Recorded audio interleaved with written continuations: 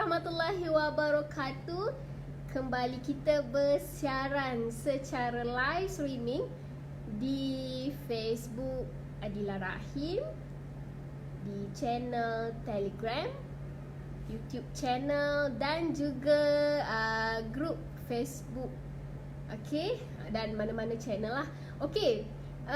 So topik hari ini saya nak kongsikan dengan anda bagaimana kita seorang salesperson nak mengenal pasti kita punya bakal pelanggan kita. Sekejap, saya nak share dulu di Facebook personal saya. Okey, sebelum tu anda juga ambil peluang ini untuk share saya punya perkongsian pada hari ini. Okey, hari ni kita sudah siri yang ke-80. Lagi 20 siri cukup untuk 100 siri. Bagi yang baru menonton live, saya welcome anda. Bagi yang dah lama follow daripada siri yang pertama sehinggalah siri yang seterusnya, sehinggalah hari ni siri 80. So tahniah pada anda. Right. Sekejap tahniah saya ucapkan kepada anda yang dah bersama dengan saya secara live streaming. Okay. Bagi yang baru, saya welcome anda untuk tinggalkan anda punya komen di ruang komen. Sekiranya ada persoalan ataupun pandangan anda dalam bidang jualan, boleh sama-sama share dengan saya, insyaAllah. Dah boleh share. Okay. Alright. Okay, hi. Okay, saya tak nampak lah siapa yang ada. Okay, so anda hari ni saya rasa masih cuti kan? Hari ni kita masih cuti. Hari ni pun kami di Y3 pun masih cuti. So saya je nak settlekan live. Sebab semalam sepatutnya saya settlekan live, tapi semalam ada special guest. So saya postpone saya punya FB live semalam ke tengah hari ni lah, pukul jam 12 tengah hari. Okey.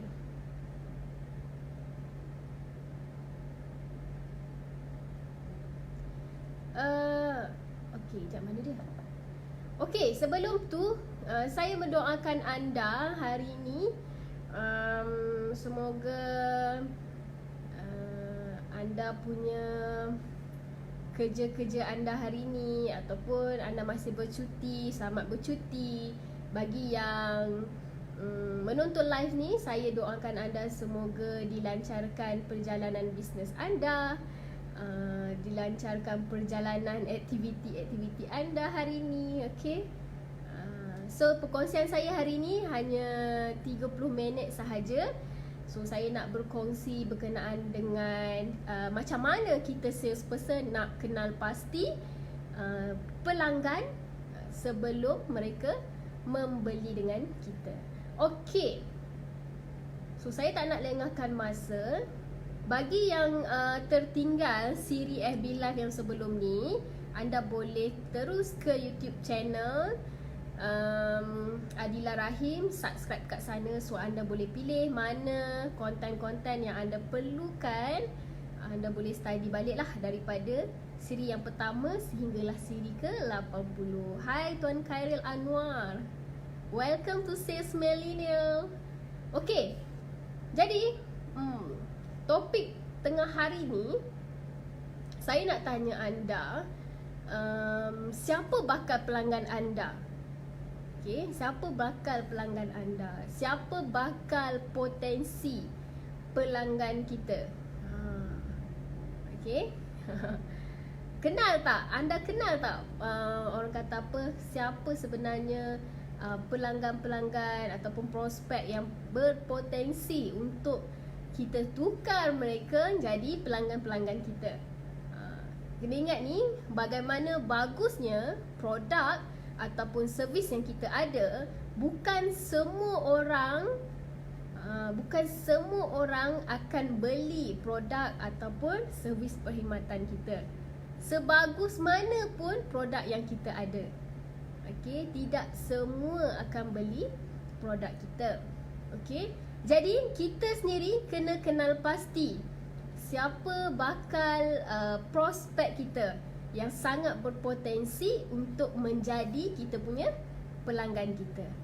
Okey, saya bagi satu contoh yang saya boleh explain dengan jelas. Antaranya adalah produk digital. Okey, produk digital yang mana saya sendiri ada mengeluarkan beberapa produk digital yang dijual sejak tahun 2016. Okey, yang mana pada tahun 2016 pertama kali saya keluarkan produk digital iaitu e-book. 2016 ada 3,000 subscriber pada tahun tu lah. Okey, dan saya nak bagi satu contoh pada anda. E-book, okey, siapa sasaran kepada produk digital? Contohnya, okey, konten-konten saya berkenaan dengan sales. Orang kata apa, anda boleh guna, cumanya bidang sama, bidang jualan, cumanya niche jualan itu sahaja berbeza. Okey, saya bagi contoh yang mana mudah untuk anda semua faham, dan nanti anda orang kata apa, duplicate balik dalam anda punya produk ataupun servis. Okey, hai Cik Puan Mariati, Cik Puan Nora Niza, welcome to Sales Millennial. So tengah hari ni Dila berkongsi bagaimana kita nak kenal pasti pelanggan kita. Okey, saya bagi satu contoh tadi adalah produk digital. Okey, produk digital kita kena tahu siapa potensi untuk jadi pelanggan kita. Antaranya yang saya bagi contoh tadi adalah e-book. Okey, so pengguna online yang selalunya nak dapatkan e-book. Jadi itu adalah sasaran utama kepada setiap produk yang dikeluarkan ataupun setiap produk digital yang dikeluarkan. Okey, yang selalu nak dapatkan e-book ni adalah pengguna online. Okey, jadi kita perlu lebih spesifikkan e-book. Contohnya, okay, selain daripada e-book yang kami ada, saya bagi satu contoh. Ada orang yang buat e-book untuk Adobe Photoshop. Okay, siapa sasaran untuk bakal pelanggan e-book Photoshop ni? Okay, antaranya mereka menjual kepada orang yang ataupun yang menggunakan Adobe Photoshop. Antara pengguna yang guna Adobe Photoshop antaranya adalah student ataupun freelance, designer. So mereka ni antara golongan-golongan yang memang menggunakan Adobe Photoshop. Jadi sasaran itu perlu lebih spesifik. Kenapa kita keluarkan produk dan kepada siapa yang nak produk yang kita keluarkan. Nampak? Okey, jadi e-book itu lebih fokus kepada semua orang. Maksudnya dia fokus kepada orang-orang yang saya sebutkan tadi, tetapi tidak semua orang orang kata apa, tak semua orang akan membeli produk-produk tersebut. Okey. Jadi kita sendiri kena kenal pasti kepada siapa sasaran pelanggan kita. Okey. So, saya bagi satu lagi contoh. Contoh antaranya produk water filter. Okey, produk water filter, siapa sasaran pelanggan mereka? Produk water filter, siapa sasaran pelanggan mereka? Okey, boleh jadi isi rumah ataupun pengguna yang ada di rumah. Pengguna yang ada di rumah ataupun yang memang nak pasang water filter dekat rumah. Tujuan dia untuk apa? Tujuan dia untuk suri rumah ataupun seisi rumah mudah untuk nak guna air. Tak perlu nak orang kata tak perlu nak panaskan air, kan? So mudah. Ada juga water filter yang ada keluar ais terus. So nak minum ais, so ais dah ada. So macam-macam orang kata apa tujuan yang mungkin anda dekat luar sana yang menjual servis-servis begini. So kita kena tahu apa tujuan ataupun objektif kita untuk menjual kepada ramai orang kat luar sana. Okey. Jadi untuk produk ataupun servis anda, so anda kena kenal pasti siapa potensi bakal pelanggan anda. Okey. Alright, so saya nak share dengan anda ada 3 perkara ataupun 3 teknik yang mana bagaimana kita sebagai seorang salesperson nak kenal pasti kita punya sasaran pelanggan-pelanggan kita.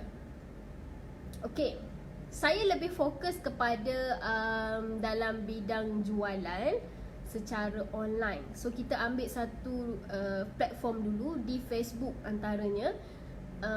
Teknik yang pertama, apa yang anda boleh buat sebagai seorang salesperson adalah dengan bertanya kepada mereka. Okey, bertanya kepada mereka. Okey, kita ada FB kan? Kita ada Facebook, kita ada Instagram, macam-macam platform yang kita ada. So anda sebagai seorang salesperson kena bertanya kepada mereka, audience yang ada. Okey, kepada friendlies yang ada. Okey, berapa ramai anda punya kawan-kawan anda? Berapa ramai kawan baru anda? Berapa ramai kawan lama anda yang ada di Facebook anda? Okey, jadi apa yang kita perlu mula adalah dengan bertanya. Bertanya kepada audience. Okey, adakah produk yang kita tengah jual sekarang adakah memberi manfaat ataupun dapat menyelesaikan masalah mereka? Okey, tanya je, bukan susah pun nak tanya. Okey. Semasa saya menjual produk handling objection deck, okey, tools untuk salesperson pada tahun 2018, yang mana saya banyak kali bertanya di ruang Facebook, mana-mana platform online. Saya banyak bertanya dalam grup dan sebagainya. Dan juga kami menjalankan handling objection tour, yang mana kami tour ke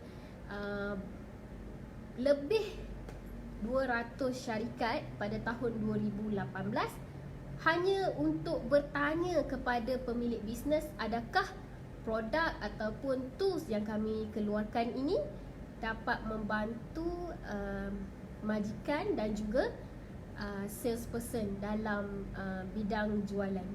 Okey, pada 2018. So anda pun kena cari jalan ataupun kena tahu, kena kenal pasti. Okey, adakah produk yang kita keluarkan untuk audience kita, adakah ianya betul-betul dapat selesaikan masalah mereka. Okey, hai Tuan Syahril, welcome to Sales Millennial. Okey, so anda kena tanya. Okey, ada juga, okey, saya ambil satu contoh lagi produk ataupun perkhidmatan. Ada yang hadir kelas closing yang mana mereka bertanya sebelum mereka menjual.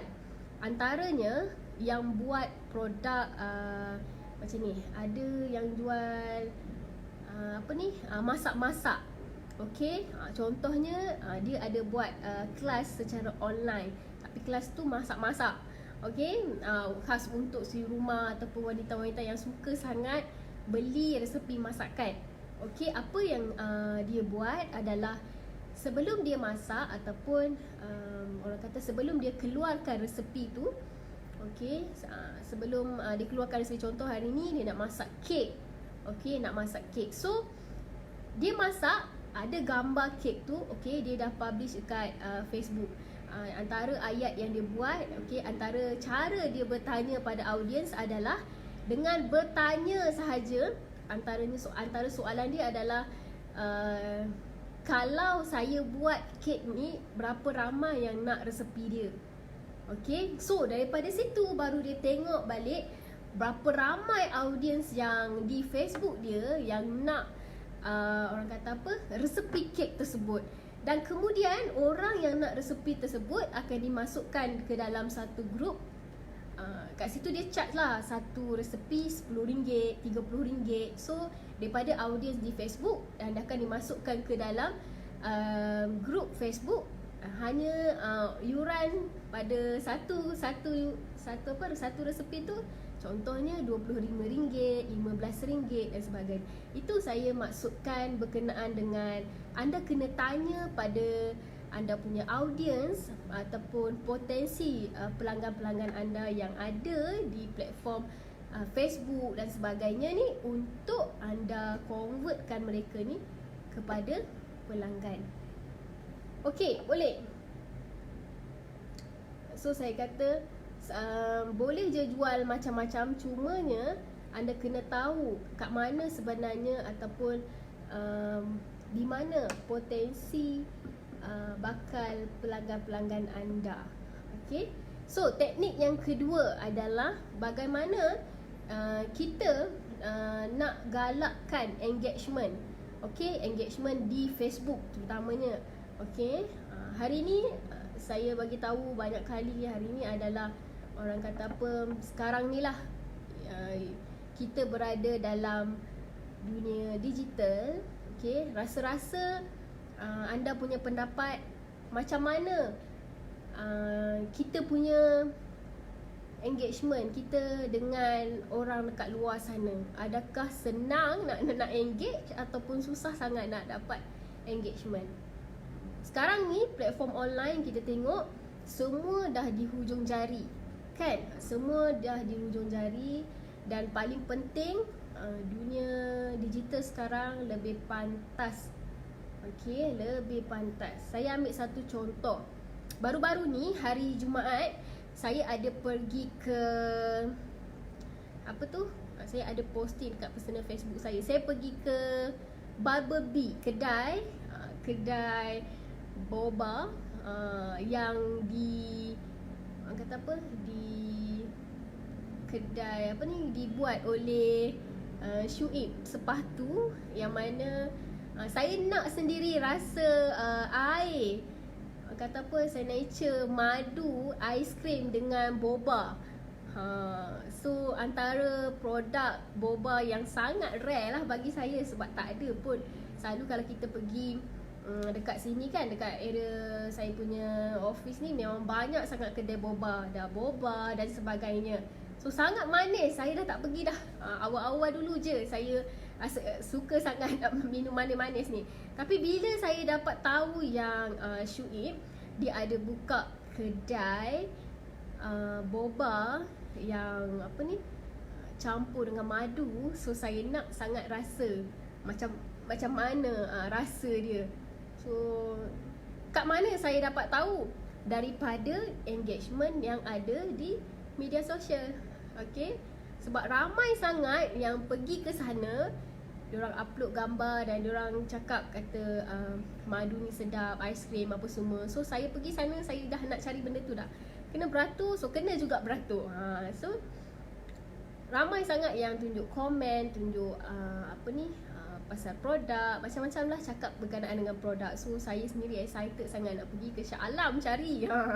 Okay, so saya dapat jugalah minum dan rasa macam mana rasa air boba campur madu tu kan. Sangat sedap. So you guys boleh juga cari kat dekat Shah Alam. Okay, so kat situ lah saya nak bagi tahu betapa orang kata apa, cepat bila mana sesuatu produk ataupun servis perkhidmatan kita engagementnya tinggi dan senang orang nak dapatkan produk kita.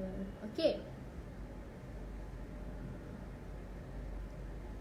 So kat sini engagement sangat penting untuk kita kenal pasti pelanggan kita. Okay, daripada situ saya rasa Syuib pun dah boleh tahu sejauh mana produk ataupun boba, aiskrim, apa saja yang diorang post dekat Facebook tu, sejauh mana dia boleh pergi.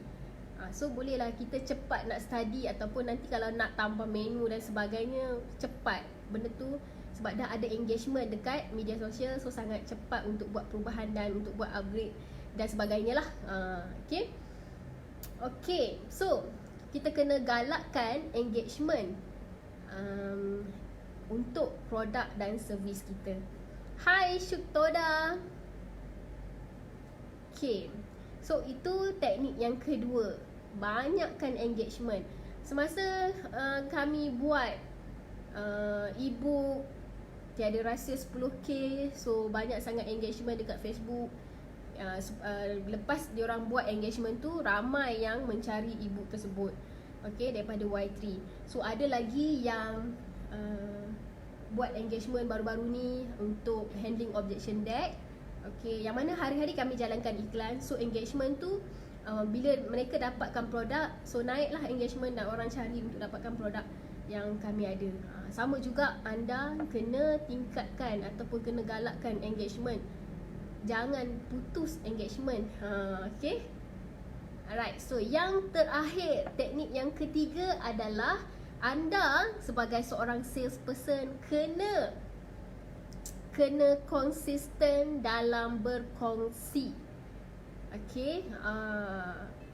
Yang ini ramai sangat dekat luar sana susah nak konsisten dalam berkongsi. Sama ada berkongsi manfaat produk ataupun berkongsi selain daripada manfaat produk.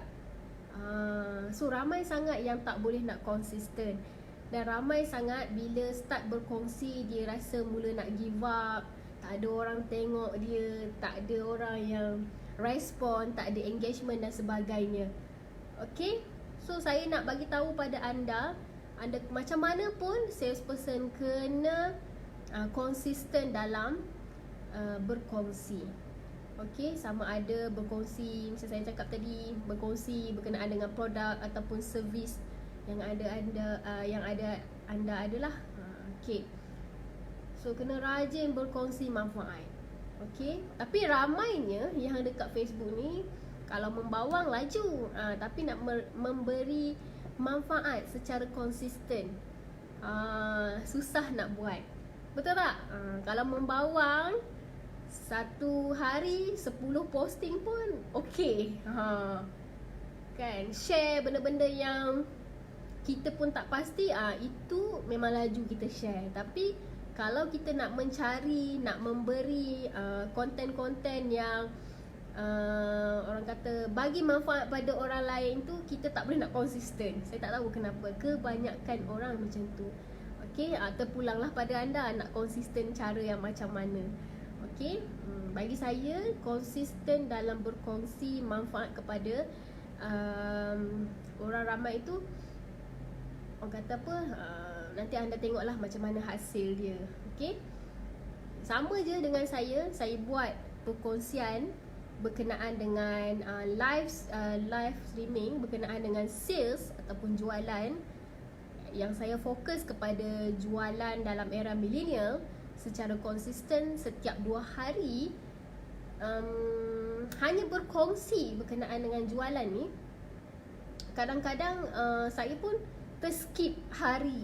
Maksudnya setiap 2 hari, macam semalam saya tak sempat nak buat sebab saya ada jumpa klien dan sebagainya. Tapi bila semalam tak buat, hari ni kena buat. Okay, ini dan seterusnya. So kena buat, macam mana pun kena buat. Okay, sebab saya dah jadikan platform di Facebook page saya sebagai orang kata apa, satu sumbangan saya untuk berkongsi manfaat yang ada, terutamanya dalam bidang jualan. Okay, so daripada situ secara tidak sedar sebenarnya saya dah filter bakal pelanggan yang ada dalam platform yang saya ada. Okay, so jadi nasihat saya konsisten je dalam memanfaat. So nanti anda tahu bagaimana anda nak filter siapa bakal-bakal pelanggan anda. Alright, so itu adalah teknik yang ketiga yang saya share pada anda untuk tengah hari ni. Jadi saya nak buat recap. Okay, bagi yang baru menonton live saya, welcome to Sales Millennial. Okay, sebelum tu saya lupa nak kenalkan diri saya. Saya Adila Rahim, merupakan pengasas Y3 Asia, yang mana kami di Y3 Asia menjalankan training dalam bidang jualan, okay, yang fokus kepada closing sales millennial. Okay, dan juga kami menjalankan aktiviti closing. Okay, sebelum saya end live, saya nak buat recap dulu dengan anda apa yang saya share pada anda pada tengah hari ni. Saya share pada anda berkenaan dengan bagaimana kita salesperson, kita nak kenal pasti pelanggan kita sebelum mereka membeli produk ataupun servis yang kita ada. Okay, saya share dengan anda ada 3 teknik bagaimana kita nak kenal pasti pelanggan kita. Okay, yang pertama, kita sebagai seorang salesperson, tak kisah anda jual produk apa sekalipun, servis apa sekalipun, anda kena bertanya kepada audiens anda. Okay, bertanya, okay, sama ada produk yang kita keluarkan ini dapat membantu mereka ataupun sebaliknya.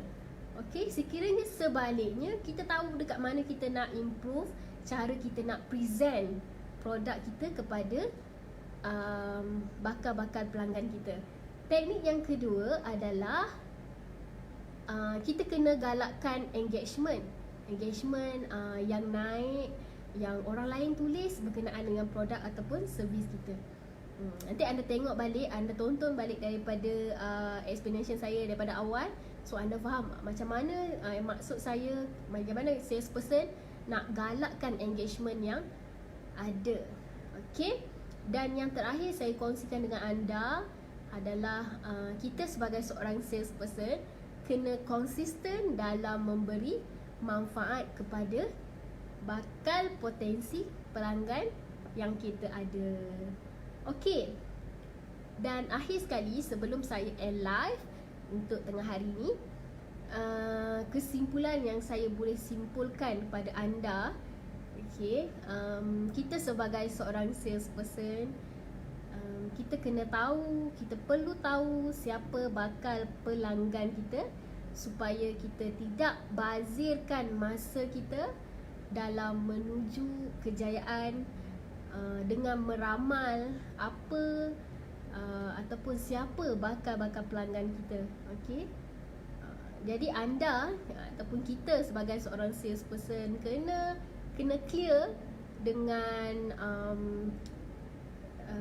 bakal pelanggan-pelanggan kita lah. Itu saja perkongsian saya untuk tengah hari ni. Okey, untuk siri yang ke-80 saya dah cover. InsyaAllah siri yang ke-81 kita jumpa lagi 2 hari. Nanti saya akan bagi tahu topik topik siri ke-81 ni dengan lebih awal lah. Okey, esoklah saya bagi tahu apa topiknya. Okey, itu